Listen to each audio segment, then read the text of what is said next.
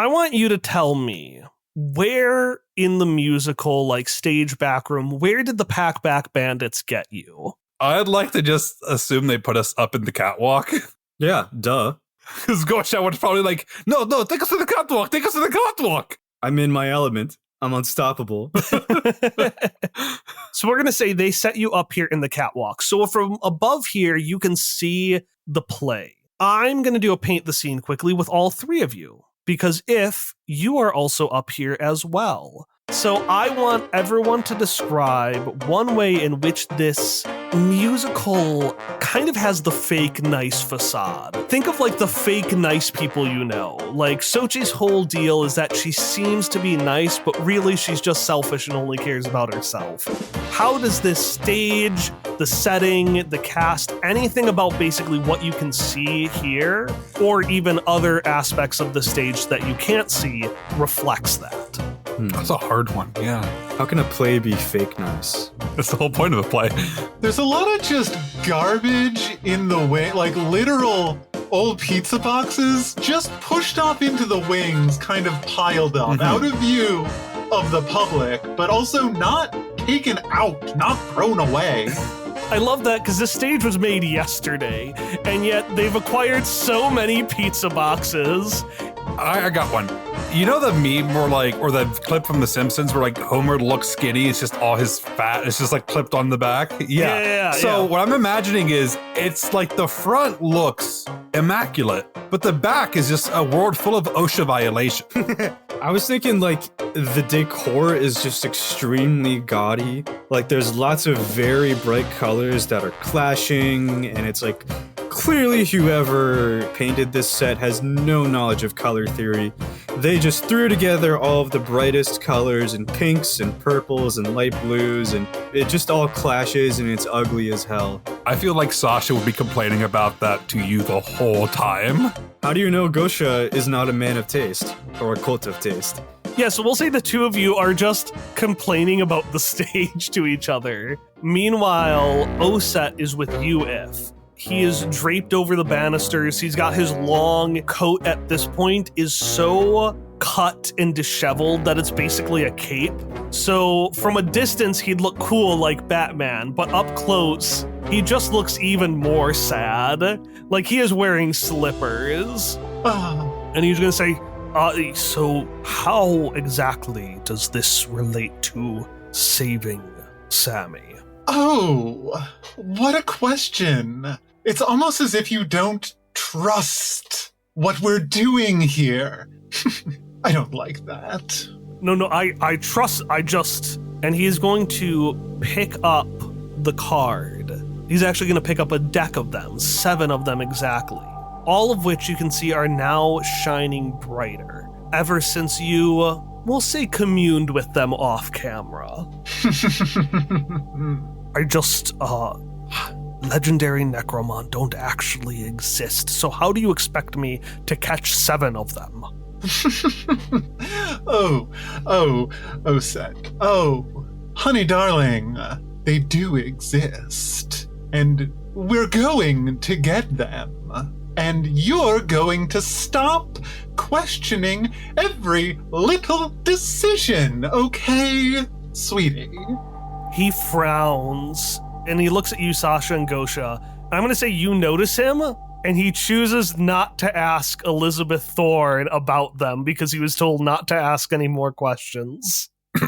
I was going to say Gosha thinks to himself, but he's incapable of not saying whatever he's thinking. And he's like, my God, this is so sad. This woman has beaten this poor man down into a shell of what a human being should be.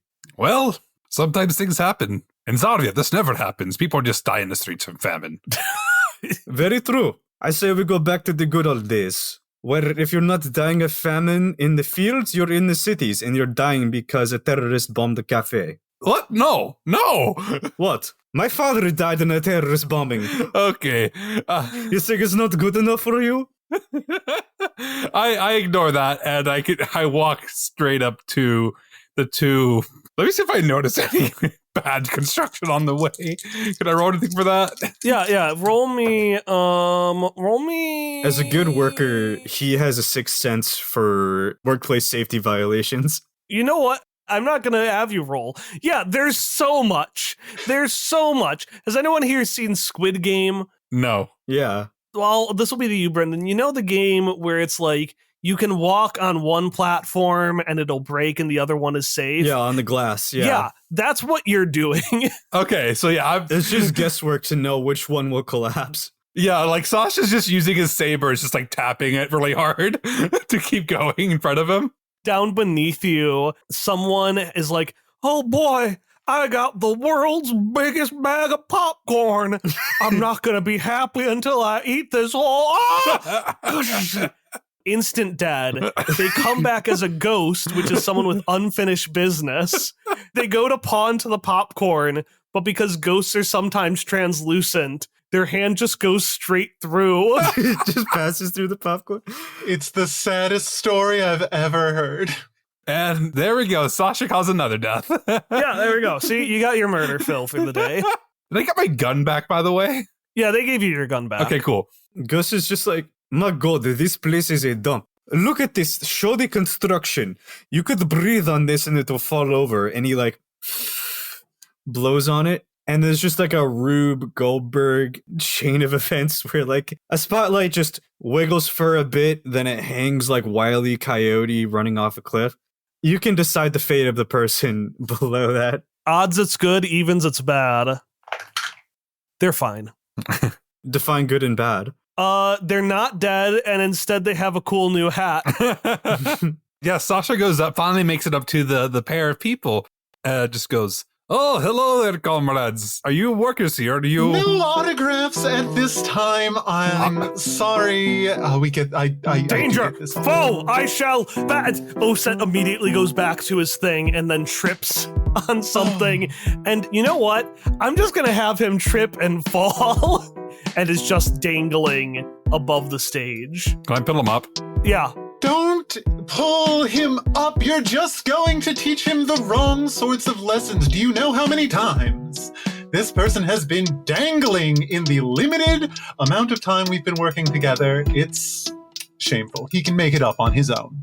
I do not believe in that. I'm going to help him up. But also, I have no clue who you are, so I don't want your autograph. You do know that Elizabeth Thorne, famous greatest necromon. Never heard of you. What? I'm not a fan of Necromon. I have a horse. Necromon, a hunter extraordinaire, the greatest. Never heard of you. Never heard of you. You're not a fan of Necromon? Don't you understand that they are beautiful, thoughtful creatures with hearts to love and soft, eel-like hands? And magical energies that can be absorbed and used for so many beautiful things. I have a cat and a horse. I think I'm fine. What do you mean you have a cat? I have a behemoth. There, I'm sorry. You don't have anything, okay? Nobody owns me. When the fuck did we abolish serfdom in this godforsaken hellhole, alright? And what the hell is a horse? What is that? I finished pulling up Oset Scuba, and I go, well, anyways, I need to go find somebody I've been tasked with finding, a Mr. Bang. A Mr. 1861! I had to look it up, but 1861, serfdom was abolished in this godforsaken hellhole. Very intense, but I'm going to say very weak arms grab you, Sasha, when you say bang. Who are you searching for? Mr. Bang. Mr. Lucas Bang? Yes, Lucas Bang. Change of plans, Thorn. We must hunt down this Bang. You're the minion, hun. You don't get to say change of plans. I am Oset Scuba! He goes to triumphantly say, I am Oset Scuba, and he falls down again. I go and pick him up again. All right. Oh, You can't stand on your own legs. Here, drink some of this. Some Zarvian coffee. And I hand it to him to drink. All right, and so now you've got Oset Scuba drunk off his ass. Actually, we're going to say an hour passes. And I'm supposed to be the strongest. And Oset Scuba, who has been just drunkenly telling you his life story, flat out falls asleep. I put him over my shoulder and like, all right, let's go. Don't take my minion, please. I'm not taking him. I'm carrying him for you. Oh, excellent. Then you're coming with me on my little adventure here. And what is this adventure? Are we looking for Mr. Bang? Let's say yes, if that means you go where I'm going and do what I'm saying. Wait, do we all get code names now? Who's Mr. Pink? Who's Mr. Orange? I was going to be Mr. Red because I wear red, but okay, that's fine. You're Mr. Red. Okay, I am Mr. Black. And my alias of choice shall be Elizabeth Thorne, which has been working very well for quite a while. Come along. I thought that was your real name. That's a terrible alias. You know, the purpose of a code name... I stopped listening! ...is nobody knows who you really are. Just look at me. I keep walking as well. Gosha, halfway through this, you feel... Suddenly you feel your mouth get muffled, and none of you notice this, but a shadowy hand had extended from the shadow from Elizabeth Thorne and just covered the shadow of Gosha's mouth. Oh, thank God. I thought I'd never shut up. I keep walking, carrying Oset Scuba. Okay, where are you going? I think we should check the green room. That may be where they keep things. Look what he said. I think the catnip's affecting you too much, buddy. All right, so you make it to the green room. It's very, very easy to tell which green room is Sochi's. Because it says Sochi in, like, bright letters. Mm-hmm. And it has a star on the back. Yeah, and Sochiel flowers. It's massive. It's a double door. Fridge full of Perrier. Gosha is, like, pawing through that as you enter in the green room. Where can I get the milk in this place? I thought you were cutting off the milk for a bit. I gave up 2%. Skin milk, fair game. Okay. All right. So you're looking through, and I'm going to say if. You can feel that Sochi isn't here, but she's been here. Stop right there! The door slams open. Gosha's on the ceiling. He's stuck to the ceiling. Every hair is on end. And you see a man, a large man in a bandit's outfit. The aggressive bandit, Lucas Bang.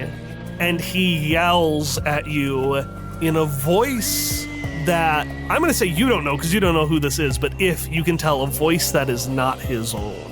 Hold up there, partner. He is singing in a voice given only by pride.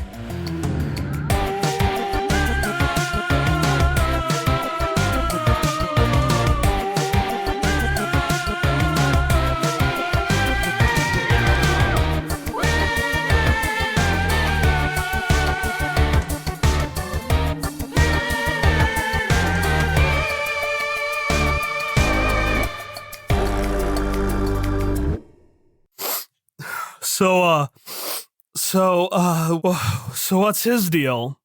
Ariel, after what feels like weeks, finally peels themselves off of you, Kike, and starts wiping away tears under their eyes. And I'm going to say for poetic sake, Sochi had some fake makeup put on. Like, Ariel put on makeup, but like some of the fake Sochi makeup, you can see the tears has washed away some of it inside of the grooves. Kike would leave it like that because he doesn't want to intrude on his team's personal space. But he'll be like, don't think that this is me being secretive. I am being completely honest here. But I'll say that I have no idea what's going on with him. He and I, as you probably have been able to tell from prior interactions, we lived together for some time. We had a partnership and we raised Sochi as well as other kids throughout the years. But Mateo has always been very curious about exploring new things. So one day he just decided to go and explore more of what would be in the afterworld. And I thought it was going to be a short trip because he had done short trips like this before. And then it became extremely long. And now here we are with him not really telling me what he has done, where he has been, and acting extremely strange for him. I'm not saying that he's not strange. He definitely had his oddity. You say that as Michelangelo is just quietly peeling Matteo back because Matteo has done the thing where he's looking down into the water and has leaned over so far that he was just dangling by the ends of his feet. See, that is not normal behavior. As weird as he usually is, this is going to extremes. I think I can sense he's deeply distressed about something. But I guess he's like me in the sense that he chooses sometimes to avoid things instead of saying them. Or, I don't know, for fear of being humiliated, perhaps. But if you want to be my second sleuthing assistant, we can both try and figure out what is wrong with him. You don't have to be involved in my whole mess. You already have been involved enough, but... Your second sleuthing assistant. Well, you can be the first. It's just, I kind of got with the kid on my phrasing, first Tio, phrasing. After they stop laughing, they'll go, but something is off. As the turtles start the next round. All right, it's time for round 2. This round is sudden death. Wasn't last round sudden? Whoa! One of the Jerrys just gets dropped into the whirlpool of Ultra Death. And Raphael goes, no interrupting. All right, Donatello. I don't really want to say the first question. Oh, all right. So the first question is between all of you, who is the best liar? Ariel's just gonna cross their arms and look at you. Not in an angry way, but well, Tio. Are you insinuating that you two are better liars than I am? Are you insinuating this? You haven't seen me lie, Tio, or at least you haven't known to see me lie. Yeah? Mm-hmm. Really? Yeah. Well, do you want to test it, kid? Because, whatever good liar genes you might have gotten, many of them, if not all of them, might have come from me to begin with. Ariel is going to think as, we're just going to say another one says, we're all good at lying. One of the Jerrys says very unconvincingly, wrong! Crank, they all fall. Ariel is going to look at them and look at you, and they're going to say, do you trust me, Tio? Yeah. Ariel is going to stand up and yell, Tio Lionel is the best liar. What? That's wrong. On to the next person, Michelangelo says, and it goes on to the next person. I knew it. Ariel looks at the remaining group. Another group passes the answer, goes on, another fails, immediately drops into the pool. Ariel, I knew it. James will look at Ariel and say, I think I know what you're doing here. Have you noticed that no matter what we say, we are somehow safe of the death trap? Yeah. But I don't know why this is the case.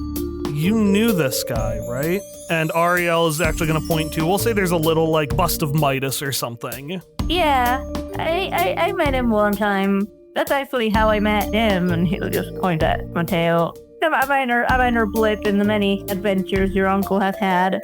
That's what the word she used. What? Sochi. There'd be fans, haters all the time would show up, and when I'd mention something, she'd pass it off saying they were just a blip. And to her that was true, but to them, I don't think the question is how important this guy is to you. The question is how important are you to this guy? That's a good point. I guess I did ruin his entire career and his life. I guess I did have sex on his sleeping bag. Honestly, after I killed him, I didn't think of that. When you put it that way, I did ruin his entire life. I'm gonna ruin this man's whole career. You know this is a trap, right? Are we on the same page with that? Oh yeah. I knew it the second we stepped on this place. Okay. I have to figure out a way to get out of it. Yeah, did we have a plan, or was the plan just Van? Because that hasn't worked out super well in the past. Yeah, well, I knew coming in that this was going to be a trap. I've been trying to figure out how to inconspicuously get out of it. And that's kind of what I've been working out. I particularly have... I think you're the only one who can't. This obsession that he has, you don't see anything else. This guy only has eyes for you, not in that way, but maybe in that way there's usually a lot of overlap. I have the look, But, all right, we don't need to talk about, like... No, that's fine, So I think you're saying you can do more things than I can. I'm gonna be more on the radar of this guy, right? We're all getting parts of this golden ticket, and whatever safe it gets us to, it seems like he wants you there. Now, if he's been watching us since we got here, and he probably has, Ariel says, really just hammering home the level of obsession that Sochi has instilled in them the past couple of months. Yeah. He will notice everyone who's with you. We can't just leave, but if we come up with a reason to leave, then he'll let us go. Tio, Ariel is gonna grab your hands between theirs. I'm going to hit you. It's a gold world after all. Sparky, you have, for just as long as Kike was in that hug, had Irene's final words and this godforsaken song bouncing around in your head like a creepy, sad echo.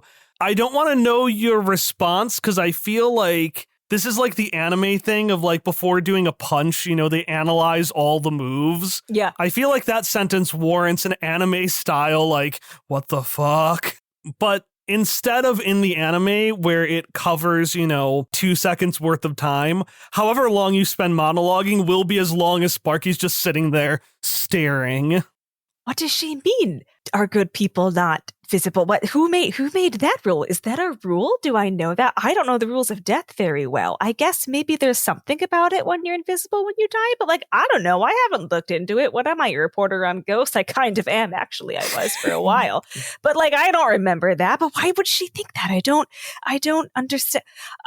Maybe she's just, she's 13. That's she's at that age. So I that age is hard for a lot, and she's gone through more than the average 13-year-old, that's for sure. So maybe this is all tying into that, but how do I say, hey, maybe this is all tying into other stuff without accidentally dismissing whatever this is really all about? But how do I ask, what is this all about, without saying I don't get it and I haven't been listening, but I don't get it? Do I get it? What the fuck, Irene? That last part was out loud. What the fuck, Irene? As you turn over, you see that it is pitch black, because about 30 seconds ago, Irene, the ride shut down. In the very, very long, awkward silence, Irene, occasionally you would just hear little sounds of her humming along, definitely not the correct tune, to this repetitive, awful song.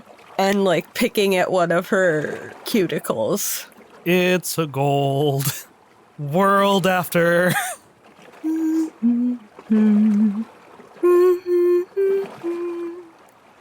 I believe something has gone wrong. Well, that's no reason to beat yourself up. But what?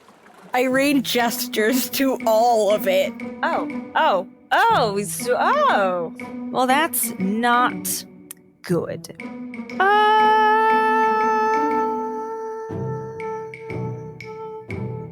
Kyle, it's like a water ride, right? Because it's like Small World.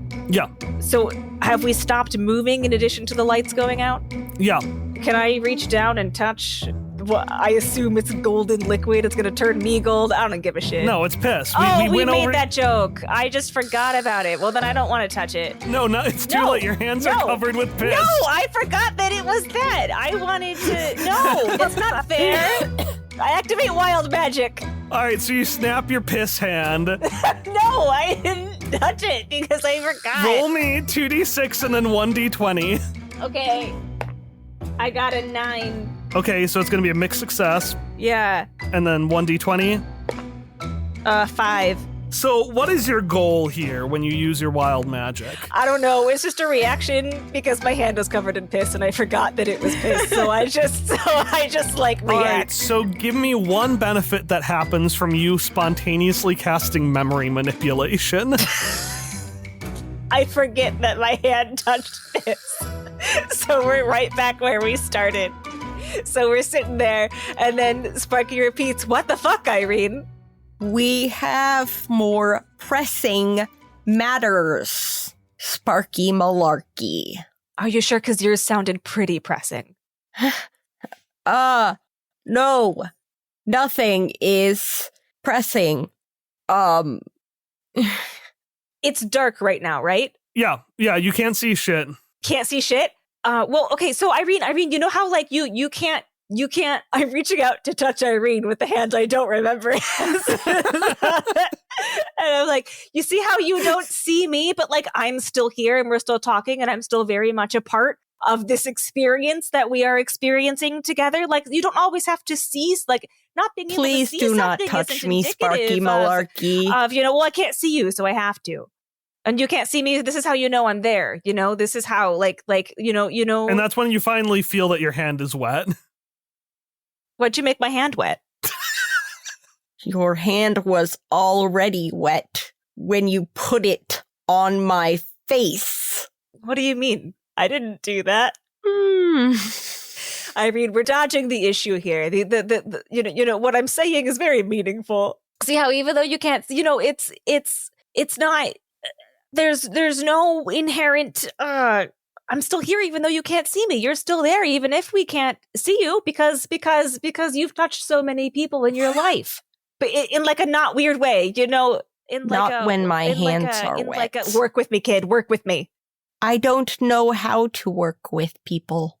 Bullshit, Luigi. You're Kike's little detective assistant, aren't you? I am not little. You were Hilda's friend.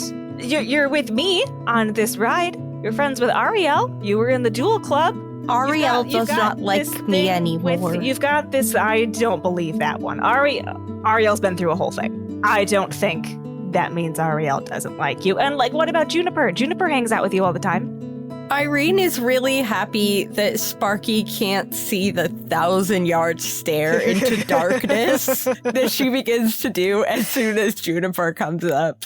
And Sparky, you see that stare for just a brief second as the ride turns back on before Irene reflexively pops out of existence. Like she's still there, but like is now invisible. See, you're gone now, but you're here. I touch her with my dry hand. Roll me 2d6. 6. You reach entirely past her. Oh, fuck that. Fuck that. Oh my god, where'd you go?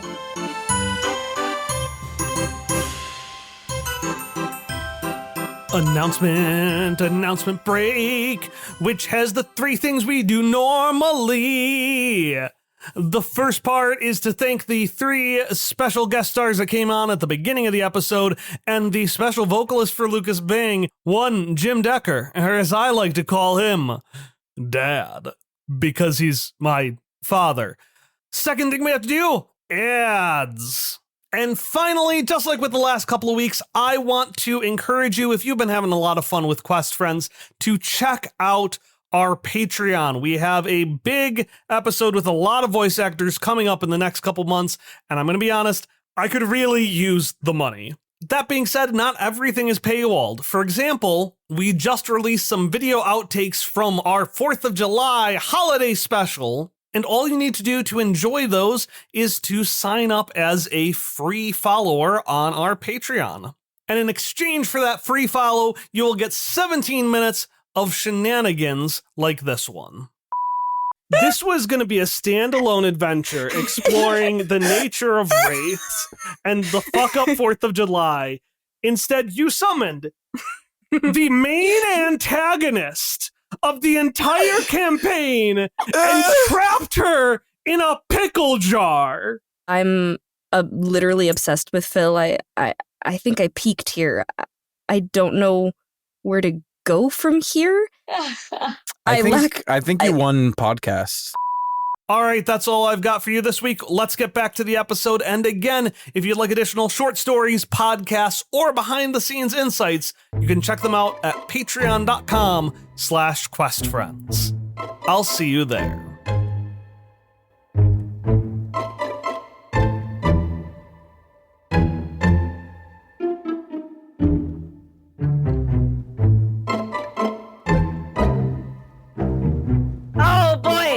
I didn't know slots were so easy. You know, you hear all these warning stories about, like, don't get too caught up because you'll lose all your money. But nobody ever tells you you can make money with gambling. Like, it's so easy. I don't know how anybody could lose money at the slots when it's literally right there. All you do is press a button and it goes ding, ding, ding, ding, ding. This is a great lesson for the kids. You can get things really easily. You all follow Ciro's very, very loud voice as you reconvene, each of you having gotten your golden ticket. Kike, you got it because you were the only one standing at the end. And Sparky and Irene, you got it by literally getting to the end of the ride. If this was a system that required taking hit points, you would have lost hit points. I just want you to know this. You know what? Actually, no. Take -1 forward. Sparky and Irene. Okay. Why? For mental damage. But that's just one time, right? Forward is one time. The next time is a -1 after everything is added. Yeah. Wow. Yeah, we always won. Juniper says not sure how to feel about gambling. How about you? Did you have a lot of fun? She goes up to you, Irene. It was adequate. It was a fantastic time. I love spending time with my family and answering questions about us, even though they never called on me. Lionel is walking alongside Kike, Ariel, and Mateo because I forgot to place him in a group last time, so I'm just going to say the Newly Dead game actually had 4 people. That's really funny. And you just either forgot or ignored him the whole time. He probably was screaming that he was the best liar in the background while we were having that whole... I'm so good. Like, oh my god, why is this method to tune him out not working anymore? Kike, remember the time I lied to you about your upcoming birthday party? And I told you that it's not going to be a Oh shit, I did it again. Oh shoot, dang. My god. And my head would fall off if it wasn't screwed on. It actually has. So let me tell you about that. I do want him to approach the kid like Juniper and Yunwen and just be like, okay, I know based on what Cyril here is doing with thanks for, I guess, babysitting them, but I want to let you know that this is not how casinos work. This is an anomaly. Casinos are the opposite way of what you experience. Oh boy, I've got no evidence of that one, considering this first-hand experience I've just had. No, don't listen to this square, kids. No, I want to reabsorb the... He thinks just because he's the original, he knows everything. No. Except, Kike, we have set it up as canon that you don't, make them. They're just hanging out someplace else. I know. So we never gave you the power to banish them, only to summon them. So you're just stuck with this guy now.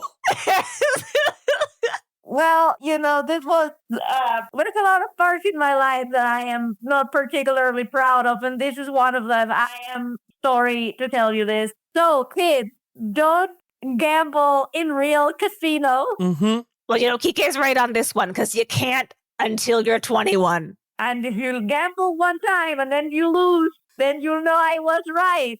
But, you can practice before then, because you ever heard of fake IDs? There's no way of practicing before going to how do you practice a luck game? You play it. What do you mean? Yeah, gambling's real fun, huh? It's a shame we won so much. But, that was the easy part.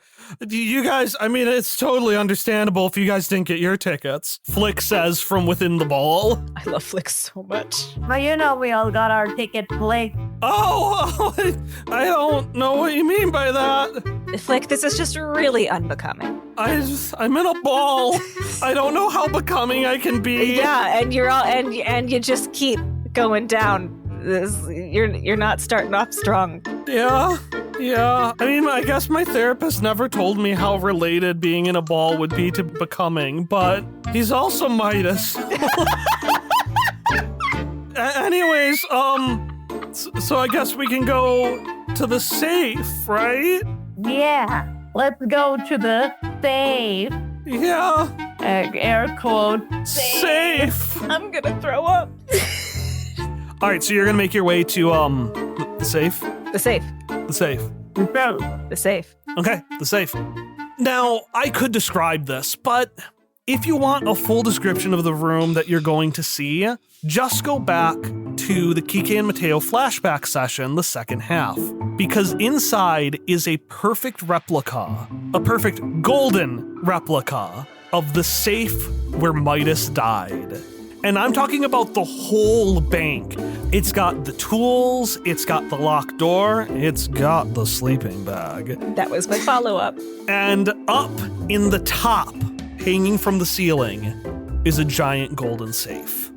Kike will approach Sparky and Irene and just gonna be like, heck, he's gonna arrange for that to drop on me at some point. Let's just say it just looks extremely familiar to a situation where that kind of happened, except not me necessarily, Kike, did you kill a guy?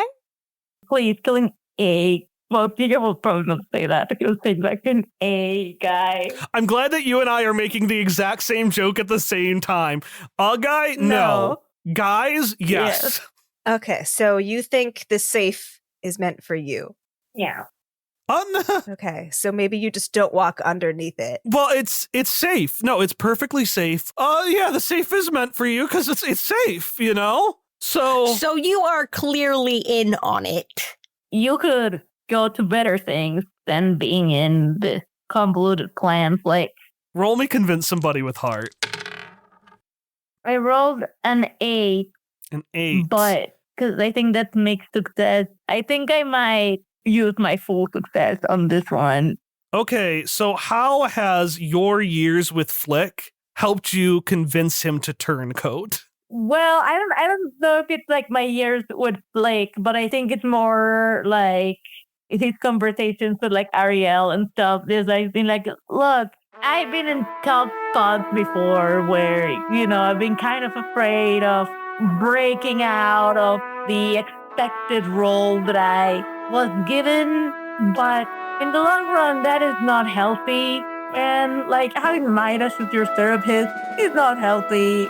There's many things in life, or this form of death that you still have to experience. Many different. Oh my God, Tio, we get it. Yes. Love, affection gets stuck in your shambles, yada, yada, yada. You know what? You have dragged us, not just me, us, they say, pointing to Yunoan and Jam, to literal death after death, and yet you are still so pretentious and full. Like, did you think a couple of speeches were going to fix everything? You know what? I'm sick of it. And I'm done. I need you to roll Keep Your Cool. Okay, because I wanted to roll, but like to make it even more convincing, Yeah. It's going to be how far your head goes. Okay. 9. Okay. Your head then gets knocked off. You're going to have to pick it back up again. That's okay. I'm sick of this, and I'm sick of you. Come on, we're going. And Ariel is going to grab an upset Yunoan by one hand and a confused Jam in the other hand, and they're going to walk both of them out of the room like a huffy, upset parent. Irene has wrapped both of her arms around herself at Ariel, not including her in the pointing. No! Oh, no! And pick at her sleeve and start like just really quietly humming to herself again.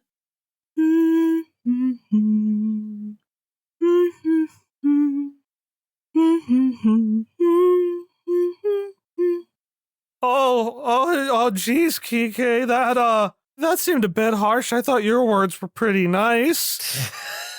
I mean, nicer than, the ball is gonna roll over to your ear, Kike, and one of the ants is gonna stand right at the very edge and whisper through the glass, okay, the safe isn't actually safe. Oh, really? Wow. I didn't know that. That is it. I really appreciate this insight. Do you have any other insight in addition to that? Yeah, so Midas never really told me much. He doesn't seem to trust me. I think he thinks I, ruined his life in some way, but I know he blames you more. You know, with good reason. You have nothing. You did nothing wrong, Flick. You owe him nothing. Now we know where Socha gets the gaslight keep girl boss from. Right, yeah, so, that means a lot to say. Okay, there's something in the safe, something he needs from you, and once he gets it, he's gonna... Oh man, no one has seen him for a really long time. I don't think he's gonna be happy just crushing you with the safe. I think he wants to do it with his own hands. You know, that makes sense. Giga, you must have really pissed this guy off. Yeah, you know, it was... Did you also have sexual relations with this man or just that other man? You know, you're a very precocious kid asking these types of questions. But if you must know, no, I did not do it with him, technically speaking. So it's not a lover's quarrel. What do you mean technically? Yeah, wait, what was the technically? Yeah, wait. The gold stays on during sex. Good catch, Irene. What does the technically mean? It doesn't talk about that corpse. But you're not gonna go into that much detail. Yeah, we're just gonna go with Kike said no. That's where that scene is ending, and we can move the conversation on. Okay, so we apparently have to go in the safe for the page, right? Yeah, I suppose that's true. Well, couldn't just somebody else go in? I don't think he's gonna I guess if he believes gonna look at Spiro. Like, if he... Yes. If you can be convincing enough to pretend to be actually me, I think we can make this work. But you have to please just imagine you've had 50 plus years of development on you. Because, I used to be you, technically speaking, and then I am me. So you pretend and then go into the safe and get it and just pretend to be me. And he's gonna take his glasses and put them on Spiro. They bend a little bit because somehow his bones are literally more big and muscular, including his head. Yeah. He's really down in that calcium cider back then. Oh, yeah. I went through a phase. I don't know if spending an AP to go through a montage of Kike trying to teach him how to be boring and to be him like himself more. I'm gonna count that as a cutaway gag. Yeah, you should get an AP for that. Yeah, I'll just let you, when he has to inevitably roll to convince them, he's gonna roll with advantage. Perfect. But I do need all of us to quickly paint the scene about one thing Kike trains Zero and how Zero misunderstands it.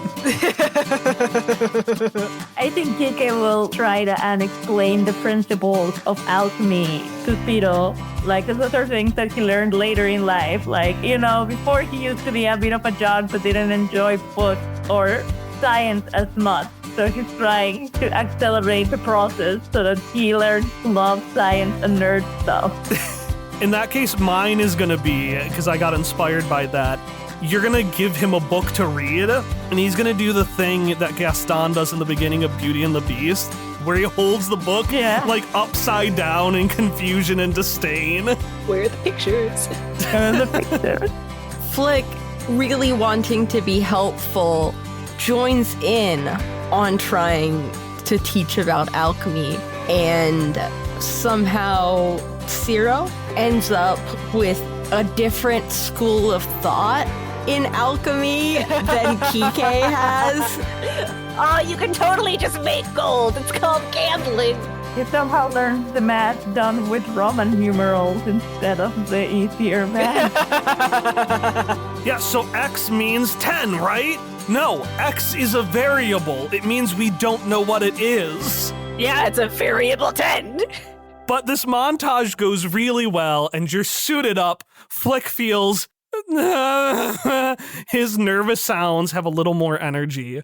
But before you send off your beautiful boy, your beautiful jock boy, to pretend to be you, Mateo walks up and says, Yayo, what if we just didn't?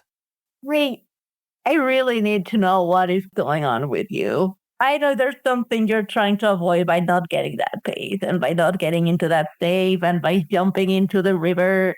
You know, I can help you with whatever you're dealing with, but I think hiding it is not going to help anybody.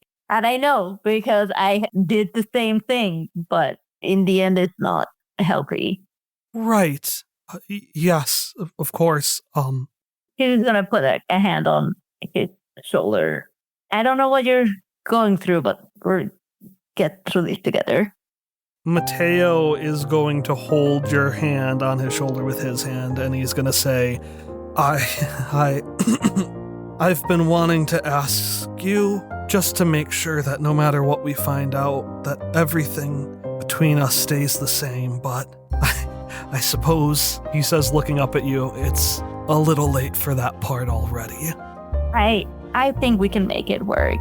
I'm not angry at you, Mateo. I just want to know what's going on. But I understand because I did some things. I hid things for people because I had the same fear of being thought less of. But I think at some point you just have to own whatever happens and whatever is found. I'm not gonna think less of you. You know, we might need to work some things out. But that's okay. You know, that's what relationships are all about. You always were the smart one, Aurelio. All right, yeah, I suppose we should go, shouldn't we? He says to Booker, who I'm going to say has just reflexively been perching on Mateo this whole time. I forgot. I forgot. I was so excited to have Booker back, and now I'm comfortable again, and I've forgotten him again. He was just happy to see Mateo. Yeah, Booker's just cuddling up, and he's still kind of pissed at everyone else. Yeah, the second anyone gets close... Kike will just pat Gooker on the eye. He does that thing where, like, he completely flattens out to try to get away from the hand, and then snaps. All right, so Booker, Mateo, and Cero are going to make their way to the vault. Off recording, Ari had spent 1 AP to have Kike make a bunch of communicators, so you're all able to hear what happens from inside the safe as you hide in the corner behind a potted plant or something like that. A golden potted plant, of course. We'll say Irene is within earshot. She's been so distracted humming to herself that you think she's with you, but she's just off like 10 feet away, invisible. Oh no. This poor baby. She was stuck on It's a Small World for so long, and now she's having a hard day, guys. She's having a hard day. And Sparky was doing so good, but she was interrupted. So it's just not happening now. Cero, Booker, and Mateo, you make your way up to a golden robot. We'll say a small one that looks kind of like a rough geometrical replication of Midas. I was gonna ask when you started saying geometrical if it was like a diamond or a pyramid. Yeah. Fuck you. Fuck you. It's a dome. It's a goddamn dome. It's like how the robots in Sonic the Hedgehog kind of look like Eggman, but not really because they're just like boxes and shit. Yeah. It's one of those, and it's all gold. And you walk up to that with, since Booker would eat it, I will say, Cero, you have the golden ticket. Oh boy, Mateo, I'm really glad to be walking up to this safe with you. Kike, that's me. Just don't overdo it. You hear from the earpiece.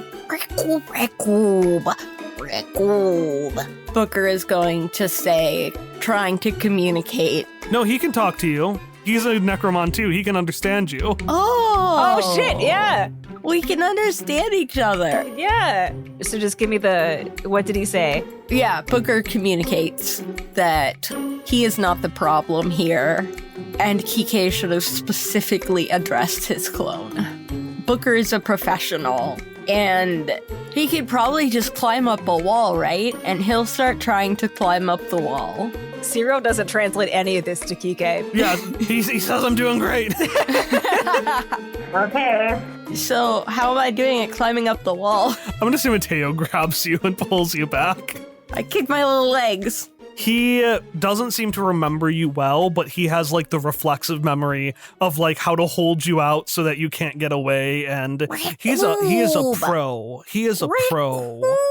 Better than Hilda even. Booker is trying to tell Mateo, well, if you're stopping me, then clearly you must have a great plan. Why haven't you gotten it yet? Tickets needed, please. The robot states as you walk up to it. Ricoob?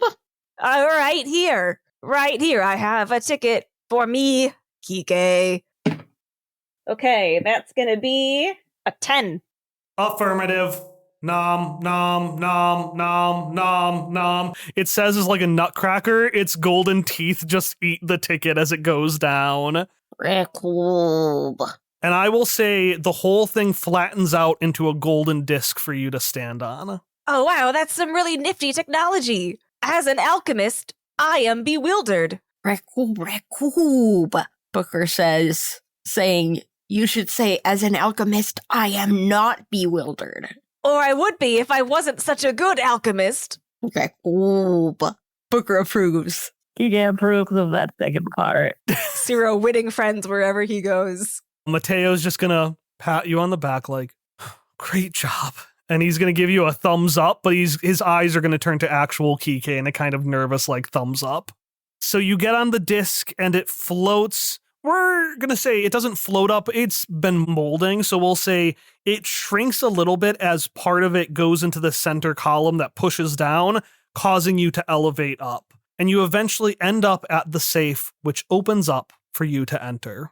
The mood changes immediately once you get in. Whereas, as Midas likes to say, everything that glitters is gold, this is the only part that isn't. The inside is rusted and old, and only Mateo would recognize it as the actual inside of the safe that killed Midas. And the second you walk in, the door behind you slams shut. A single light flickers over the center of the safe. There is not a single thing inside the safe except for a very carefully preserved yet still decrepit corpse holding a piece of paper. Is that corpse Midas? You think, Mateo says, trying to make like it a bit. I think he'd make at least his own body gold, huh? Right. As a good alchemist, I think that would be hard to do. But for the sake of science, let's see what he's written. Zero has no compunctions about just taking the little note. I want to know. That's fine, just grab it. If Mateo didn't have a hold of Booker still, Booker would have just gone and taken it immediately. Each of you roll me 2d6. Because I'm going to say Mateo is genuinely, he's looking in the direction of the corpse and he seems distracted and upset. 4. A 5 and a 4. You gobble that page up. Yeah. Booker eats it before I can read what it says? I got a 9. But It's fine, Ciro. Mateo puts his hand in front of you as you see the blue flame in Booker's eye light up, encasing the entire room in a scene.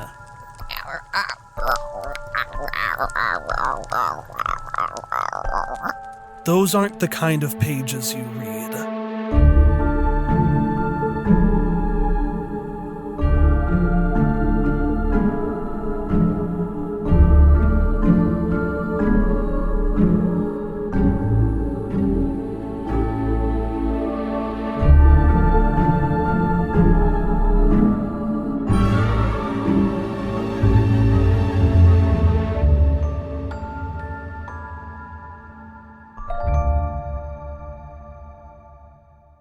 Rasputin, who isn't here but is part of the Phantoms, was like, yes, Gosha love catwalk. Is natural place for him. Yes, exactly. I love that. I don't know how you managed to do a more offensive Russian accent than me. Oh, yes. When I try to do my French accent, it ends up becoming the same voice. Sasha, check out this comically oversized prop. And he just like turns around and swings. Sasha ducks, but it just smacks Osep Scuba right in the face just as he's climbing back up.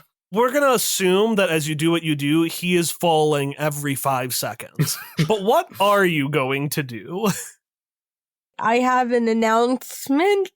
Yeah. That listeners need to know. My voice sounds weird now because I have to wear a dental appliance and it makes my voice sound a little bit different.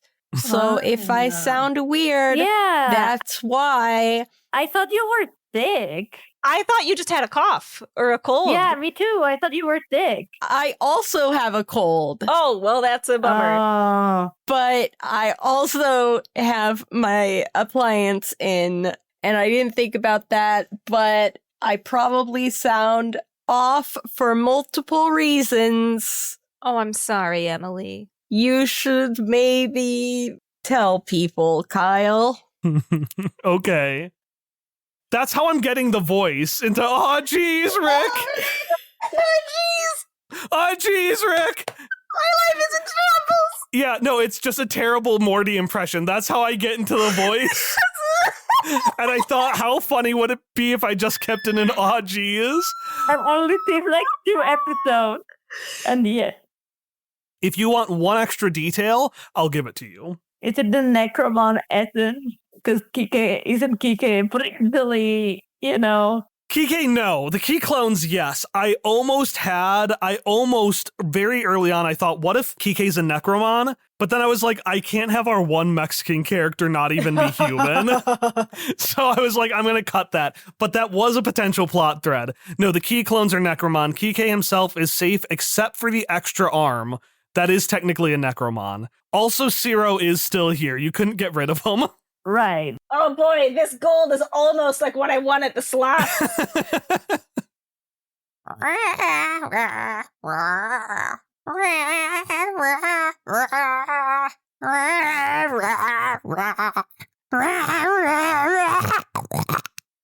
That was for you, Kyle. You're welcome.